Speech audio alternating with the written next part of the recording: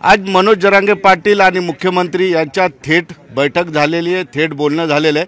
ही बैठक यासाठी महत्त्वाची आहे की मराठा समाजाच्या आरक्षणाचे प्रमुख मनोज जरांगे पाटील आणि या राज्याचे प्रमुख निर्णय घेणारे यांच्यात थेट बैठक झाली। ही पहिल्यांदा बैठक आहे गेल्या 7 महिन्यामध्ये। पाटील, सगळ्यात पहिले एक वाक्य सांगा, ही बैठक सकारात्मक होती का नकारात्मक?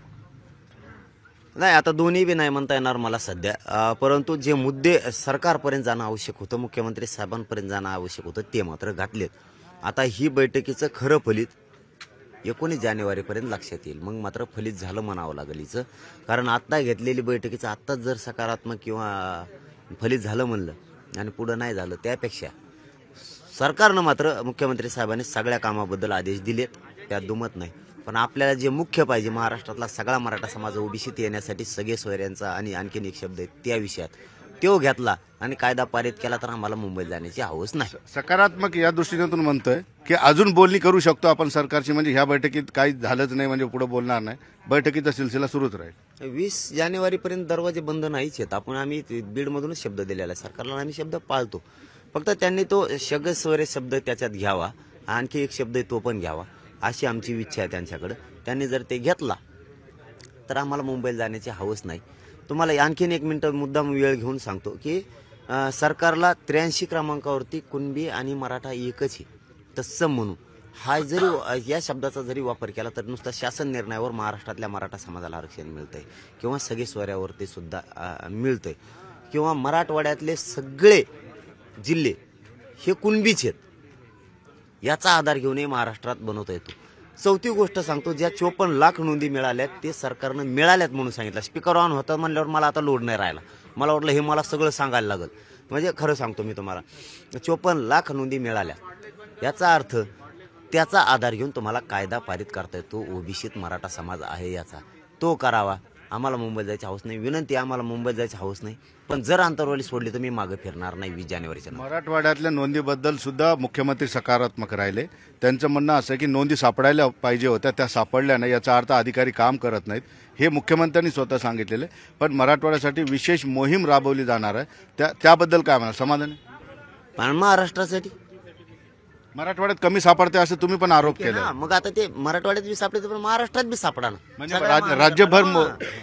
मी परत मी का म्हणलो की खरंच मराठवाड्यात कमी सापडलं, आणि हे बाकीच्या महाराष्ट्रातल्या जिल्ह्याचं म्हणणं होतं मराठवाड्यातच कमी सापडल्यात, तिकडे मुद्दाम जातीवाद करतात अधिकारी। असं बाहेरच्या जिल्ह्यात, पश्चिम महाराष्ट्रात, खानदेशात, मुंबईकडे चर्चा होती ही की तिकडे मराठवाड्यातले अधिकारी जातीवाद करायला लागलेत, त्यामुळे मराठवाड्यात लोक सापडल्या पाहिजे। म्हणून मराठवाड्याच्या सापडताना बाकीच्याही महानगरपालिकेला सांगून, सगळ्या अधिकाऱ्यांना सांगून तुम्ही महाराष्ट्रातल्याही सगळ्या सापडा आणि सगळ्या मराठ्यांना द्या, पण सगळे सोयरे शब्द त्याच्यात घ्या, म्हणजे मराठ्यांना अडचण राहत। पाटील, पुन्हा त्या शब्दाबद्दल कन्फ्युजन निर्माण होतंय। आता सुद्धा तुम्ही मुख्यमंत्र्यांना थेट सांगितलं की सगळे सोयऱ्यांबद्दल चुकीचा अर्थ सरकारने घेतलेला आहे। सगळे सोयरे म्हणजे ज्या ठिकाणी सोयरीक होते, हा साधा शब्द आहे, पण सरकारने हा घेतला की आईची जात लावायला पाहिजे। काय याच्यात कन्फ्युजन आहे? सोयरीक होती तिथं आईची जात लावायचा प्रश्न नाहीये, जिथं आईची जात लावायची ना, पण तो आधीचा मुद्दा आहे, ती वेगळा प्रश्न आहे, ती मांडलेलाच आहे, ती मी नाकारणार नाही। आता विदर्भातून ज्या मुली केलेल्या आहेत त्यांची जात मुलाला लावण्यात यावी ही वेगळी मागणी, पण जिथं आपलं सोयरपण होतंय, ज्याची नोंद सापडली, जिथं आपली सोयरीक होती त्याला त्याचा लाभ मिळावा ही आपली मागणी, ती आईच्या जातीची मागणी वेगळी। आता मुलगी द्यायची किंवा करायची, सोयरपण असल्याशिवाय, सोयरीक जुळत असल्याशिवाय केलं जात नाही, त्यालाच द्या, बाकीच्यांना देऊ नका, बस का आता?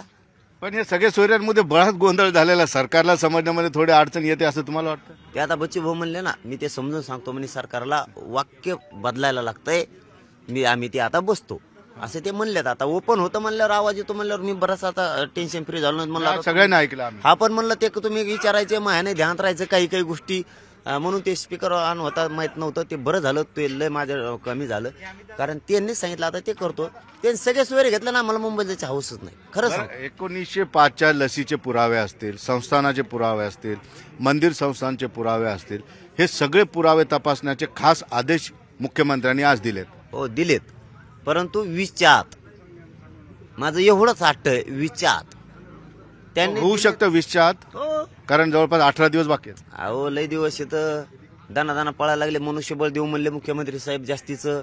समितीला, मागासवर्ग आयोगाला सुद्धा सणासणा जर पळायला लागल्या, सगळ्या यंत्रणा जर मुख्यमंत्री साहेबांनी कामाला लावली राज्यातली, तर नोंदी 2 दिवसात मिळतील, 18 बी नाही, 2च दिवसात सगळे कामाला लागले. प्रत्येक गावागावात येत अधिकारी, त्यांचे गावागावापर्यंत नेटवर्क आहे. आणि हैदराबाद संस्थांमध्ये जवळपास 5 ते 6 खोल्या मिळून दस्तावेज आहे, 25 दस्तावेज आहे तिथं.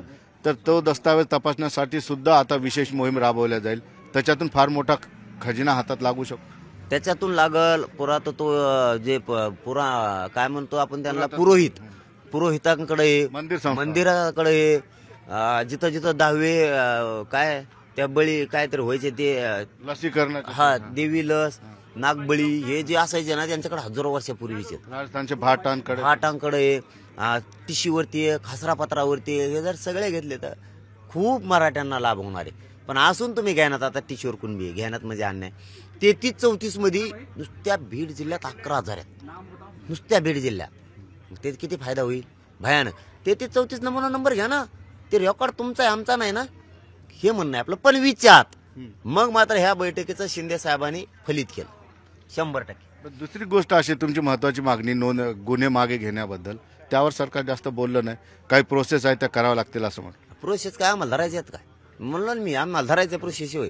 प्रोसेस काय 4-4 महिने असते काय?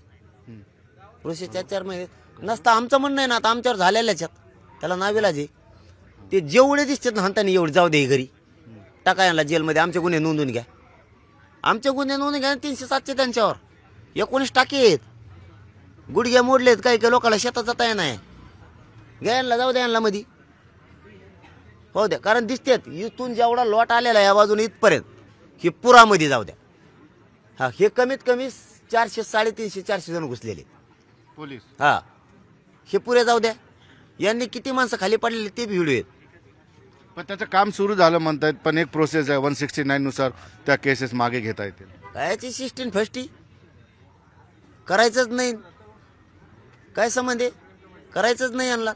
2 दिवसात होतंय. किती उदाहरणं द्यायचे नाहीत मला आता ते. हा, माझ्याजवळ बी येत ना, घेतलेले गुन्हे मागे. अरे लय मोठमोठे घेतलेले आहेत की याच्यापेक्षा मोठाले. पण आता मला नाही सांगायचं, पण त्यांनी ते गुन्हे ताबडतोब मागे घ्या. मला समाजाला सांगायला सरकारची सकारात्मक एक मुद्दा नाही. काय सांगू, गुन्हे मागे नाही घेतले, समिती पाठविली नाही. तुम्ही समितीनं जे गोळा केले ते 10-12 हजारात मराठवाड्यात केले, बाकीचे अधिकारी यांनाच भयानक नाही म्हणते. आता शिंदे साहेबांना आज जर खच केले तर उद्यापासून बघा तुम्ही सनाट सगळे पत्र सापडायला सुरू होते.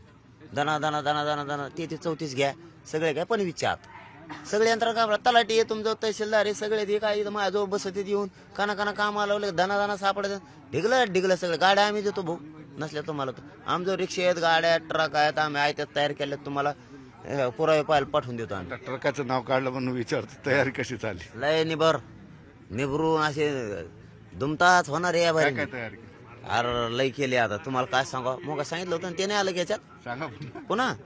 बाय तुम्हाला सांगतो, आम्ही ट्रका केल्या, गाड्या केल्या, टेम्पो केले, मसडीवर बसून मराठीचे चाललेत, गाड्या मिळाल्या तर रिक्षे सुद्धा आहेत, रिक्षाची मागली सगळी सीटं काढले, ट्रॅक्टरच्या ट्राल्या तयार केल्या, ट्रॅक्टरला भोक्षे पाडून ठेवले, परत ट्रॅक्टरला भोक्षे काढून पाडले नाही ते डांबगा ठोयासाठी असे याला पांघरून टाकायचे वरून म्हणून त्याच्यासाठी केलेले ते आता लय मोठे वाहनं केलेले आहेत. आम्ही दळून आणायला सुरू केलंय. मी तर आमच्या गावातल्या एका पोरानं एकानं अर्धा क्विंटल बाजरी दळून आणली, काही नाही, अर्धा क्विंटल गहू दळून आणलेत, तेल मिठा घेऊन ठेवलेत.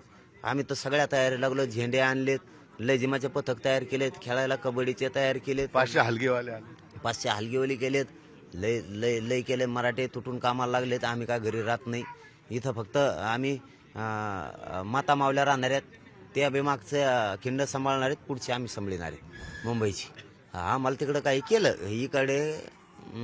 आता शेवटचा प्रश्न विचारतो, सगळ्या समाजाच्या नोंदीसाठी तुम्ही भांडताय सगळ्या गोष्टी, मनोज जरांगे पाटलाची नोंद सापडली? नाही जाऊ दे, ते माझ्यावर कमून आलात काय. नाही सापडली की नाही सापडली, सहज विषय. नसन सापडली, आता मला माहित नाही गावाकडे सापडली का काय झाली, मी इथून सोडलं नाही, पण नसनच सापडली. पण माझ्या समाजात सापडली ना, मला याच्यापेक्षा काय ना ते मोठा. अरे लय खुशी म्हणा, येडी झाली. या गावात आंदोलन करता 54 लाखावरच खुशी व्हा की माझ्या 54 लाख मराठ्यांच्या लेकराला फायदा झाला. हा, आमच्या नाही निघाल्यात, नाही निघाल्या. गावात आंदोलन होते, त्या गावातल्या किती लोकांच्या नोंदी? अंतरवाली कोणाचं येत नाही, अंतरवाली नाही, साष्ट पिंपळगाव भांबेर नाही. ज्यांचे मिळेल त्यांचं उली उली घेऊ आम्ही, नाही मिळत नाही मिळा उली उली द्या म्हणून. काय नाही आम्हाला, आम्ही आशावादी नाही, स्वार्थी नाहीत, होणार नाहीत आयुष्यात कवाच.